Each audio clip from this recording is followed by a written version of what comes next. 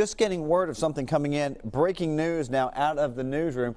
We're getting word of a confessed killer of one of Grand Ole Opry's most beloved stars has been granted parole this morning. Big news now. The Tennessee State Board of Parole voted to grant the release of John Brown. He and his cousin Marvin were convicted in the murders of Stringbean Aikman and his wife Estelle at their home back in 1973. Of course, Stringbean of Hee Haw fame. Marvin Brown died behind bars. The 64-year-old John Brown, had served 41 years of a 198-year sentence and had been denied parole at least a half dozen times. He's expected to walk out of prison a free man sometime within the next 6 weeks. Again, breaking news from this morning. News Channel 5's Nick Barris was the only reporter there for the sometimes tense and emotional parole hearing this morning.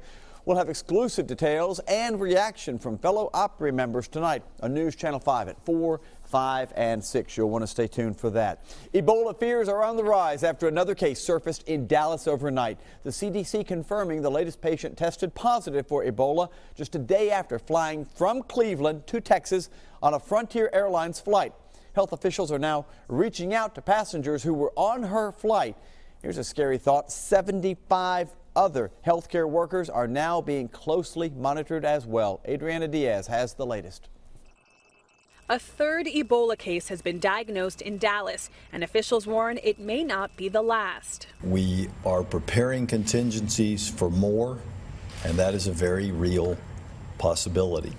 Last night, a female healthcare worker was put into isolation at Texas Health Presbyterian Hospital, where she was part of the team that treated Thomas Eric Duncan.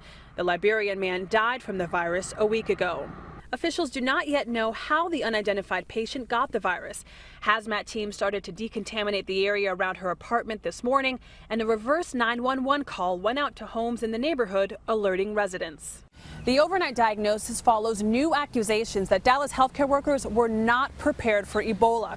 The head of National Nurses United says that workers were given little protective gear and that Duncan's lab samples were mishandled. Lab specimens from Mr. Duncan were sent through the hospital tube system without being specifically sealed and hand-delivered. Officials at Texas Health Presbyterian deny there was a systemic problem at their hospital. We're a hospital that may have done some things different with the benefit of what we know today, but makes no mistake, no one wants to get this right more than our hospital. Doctors say the condition of 26-year-old nurse Nina Pham has improved. She also caught Ebola while treating Duncan. Adriana Diaz, CBS News, Dallas. And that is a quick look at your news headlines.